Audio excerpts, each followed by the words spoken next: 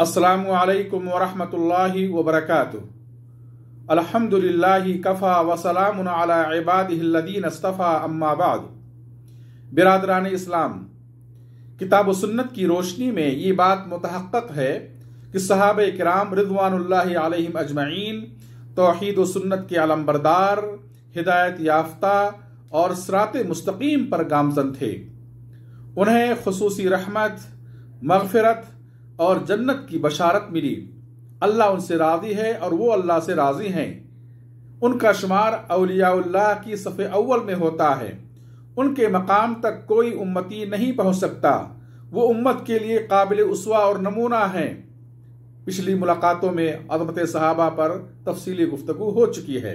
आज का मौजू है कि क्या सहाबे किराम को इल्म गैब था? क्या वो दिलों का हाल जानते थे और उन्हें कश्फ होता था? मेरे भाइयों, अव्वलन ये जान लें कि तकरीबन कमोबेश 1.5 लाख सहाबे किराम थे और उनका अकीदा ये था कि गैब का इल्म अल्लाह के सिवा किसी के पास नहीं। दुनिया की सबसे अफजल हस्ती नबी सल्लल्लाहु अलैहि वसल्लम के बारे में उम्मुल मोमिनीन आयशा रज़ियल्लाहु अन्हा फरमाती हैं, वमन हद्दसक अन्नहु यअलमु मा फी गदिन फक़द कज़ब, कि जो तुमसे ये बयान करे कि अल्लाह के नबी सल्लल्लाहु अलैहि वसल्लम कल के बारे में जानते हैं, उसने झूठ कहा। फिर उन्होंने ये आयत पढ़ी, वमा तदरी नफ्सुन माज़ा तक्सिबु गदा, कि कोई शख्स नहीं जानता कि वो कल क्या करेगा, क्या कमाएगा। इस हदीस को इमाम बुखारी ने रिवायत की है। अब आए सहाबे किराम के चंद वाक़यात सुने। ग़ज़वे उहद के मौके पर अब्दुल्लाह बिन उबई मुनाफिक अपने 300 साथियों को लेकर रास्ते से वापस हो गया। इस तरह मुसलमानों की सफ़ों में एक बेचैनी पैदा हो गई, और क्यों ना हो, उस नाजुक मोड़ पर आखिरी वक्त में ऐसा धोखा यकीनन मुसलमानों के लिए नुकसानदेह साबित हो सकता था। मेरे भाइयों, गौर करें, अगर सहाबे किराम गैब जानते तो पहले से ही उन्हें उन मुनाफिकों की साजिश का इल्म रहता और वो एहतियाती तदाबीर इख्तियार करते या उन मुनाफिकों को अपने साथ ना ले जाते। एक दूसरा वाक़या, ग़ज़वे उहद में रसूलुल्लाह सल्लल्लाहु अलैहि वसल्लम ने जंगी मसलहत और ज़रूरत के पेश नज़र अब्दुल्लाह बिन जुबैर रज़ियल्लाहु अन्हु की क़ियादत में 50 तीर अंदाजों को जबल रुमात पर मुतय्यन कर दिया। सही बुखारी में है कि रसूलुल्लाह सल्लल्लाहु अलैहि वसल्लम ने उन्हें हिदायत दी कि अगर तुम देखो कि परिंदे हमें उचक ले जा रहे हैं, परिंदे हमें उचक रहे हैं, या हम अपने दुश्मन को शिकस्त दे चुके हैं, तब भी किसी भी सूरत में यह जगह ना छोड़ना, यहां तक कि मैं बुला भेजूं। जंग शुरू हुई, मुसलमान फतेहयाब हुए और दुश्मन काफिर शिकस्त खुर्दा होकर वापस भागने लगे। जबल रुमात पर मुतय्यन बाज़ सहाबा ने कहा कि चूंकि अब जंग खत्म हो चुकी है, लिहाजा हमें भी चलकर माले गनीमत जमा करना चाहिए। कुछ सहाबा ने मना किया, मगर अक्सरियत ने जगह छोड़ दी। अब्दुल्लाह बिन जुबैर और उनके 9 साथी वहां बाकी बचे। खालिद बिन वलीद उस वक्त मुशरिकीन की तरफ से लड़ रहे थे। वो मौके को गनीमत समझते हुए वापस पलटे और उसी पहाड़ी की जानिब से मुसलमानों पर हमला आवर हो गए। अब मुसलमान 2 जानिब से घिर गए। जीती हुई जंग शिकस्त में तब्दील हो गई। रसूलुल्लाह सल्लल्लाहु अलैहि वसल्लम जख्मी हुए, आपके दंदाने मुबारक शहीद हुए, 70 सहाबा शहीद और 70 कैदी हुए। गौर करें कि अगर सहाबे किराम को इल्म गैब होता तो उन्हें पता होता कि इस पहाड़ी से हटने की बिना पर किन खसारों से दो चार होना पड़ेगा और हमारा अंजाम क्या होगा, फिर वहां से ना हटते। तीसरा वाकया, ग़ज़वे बनुल मुस्तलिक।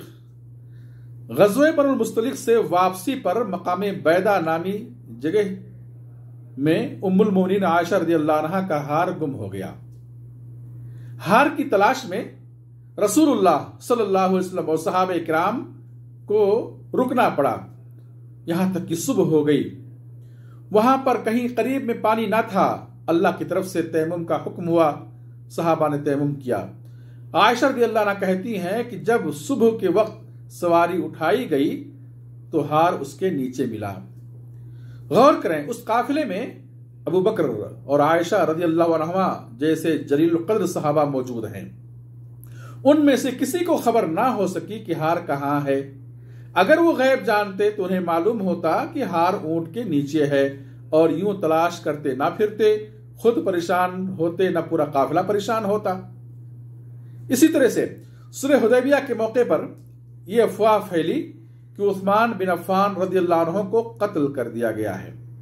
نبی صلی اللہ علیہ وسلم نے خون عثمان کا بدلہ لینے کے لیے 1400 اور ایک دوسری روایت میں ہے 1500 صحابہ سے مشرکین مکہ کے خلاف جہاد کرنے پر بیعت لی۔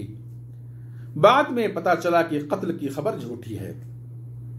غور کریں، اس مبارک قافلے میں نبی صلی اللہ علیہ وسلم اور عظیم القدر صحابہ موجود ہیں۔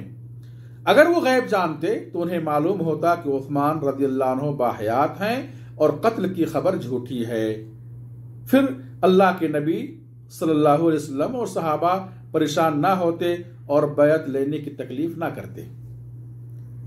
غزوہ مریسی کے موقع پر بعض منافقوں نے نبی صلی اللہ علیہ وسلم کی بیوی عائشہ رضی اللہ عنہا پر تہمت لگائی، بلکہ 3 مخلص صحابہ مصطح بن اثاثہ، حسان بن ثابت اور حمنہ بنت جحش بھی اس فتنے کا شکار ہو گئے۔ رسول اللہ صلی اللہ علیہ وسلم اور صحابہ کرام کافی پریشان رہے، اور عائشہ رضی اللہ عنہا کی حالت بدتر ہو رہی تھی۔ 1 ماہ کے بعد جب عائشہ رضی اللہ عنہا کی براءت میں آیتیں اتری تو رسول اللہ صلی اللہ علیہ وسلم مطمئن ہوئے اور لوگوں کی غمی خوشی میں تبدیل ہو گئی، جیسا کہ صحیح بخاری کی روایت ہے۔ غور کریں، اگر صحابہ کرام غیب جانتے تو فوراً منافقوں کے اس جھوٹ کا اعلان کر دیتے، اور یہ 3 مخلص صحابہ بہتان کا شکار نہ ہوتے۔ دوسرے صحابہ بھی حقیقت حال بیان کر دیتے، اور اس طرح نبی کریم صلی اللہ علیہ وسلم اور ام المومنین عائشہ رضی اللہ عنہا اور دیگر صحابہ کرام کو تکلیف نہ ہوتی۔ ایک اور واقعہ، ایک مرتبہ قبیلے رعل، ذکوان، عصیہ اور بنو لحیان کے کچھ لوگ نبی صلی اللہ علیہ وسلم کے پاس آئے اور یقین دلایا کہ ہم اسلام لا چکے ہیں، اور کچھ صحابہ کو اپنے یہاں لے جانے کی مانگ کی۔ نبی صلی اللہ علیہ وسلم نے چن کر 70 انصار صحابہ کو ان کے ساتھ کر دیا۔ یہ صحابہ جب بیر معونہ کے پاس پہنچے تو ان مشرکین نے دغا بازی کی اور اپنے قبائل کے ساتھ مل کر ان صحابہ کرام کو شہید کر ڈالا۔ رسول اللہ صلی اللہ علیہ وسلم کو تکلیف ہوئی اور آپ نے 1 مہینے تک نماز میں قنوت پڑھی اور رعل، ذکوان اور بنو لحیان پر بد دعا کی، جیسا کہ صحیح بخاری کے اندر موجود ہے۔ محترم بھائیو، اگر صحابہ کرام عالم الغیب ہوتے تو ان 70 صحابہ کو معلوم ہوتا کہ ہمیں کس ارادے سے لے جایا جا رہا ہے، یا دیگر صحابہ کرام کو علم ہوتا اور وہ منع کر دیتے، اس طرح ان کی جانیں محفوظ رہتی۔ اس طرح کے بے شمار واقعات سیرت میں صحابہ کرام کی تاریخ اور ان کی سوانح حیات میں موجود ہیں، جن سے معلوم ہوتا ہے کہ صحابہ کرام عظیم القدر اور عظیم المرتبت کے باوجود عالم الغیب نہ تھے۔ غیب کا علم اللہ کے سوا کسی کے پاس نہیں۔ وآخر دعوانا ان الحمد للہ رب العالمین والصلاة والسلام علی نبینا محمد والسلام علیکم ورحمۃ اللہ وبرکاتہ۔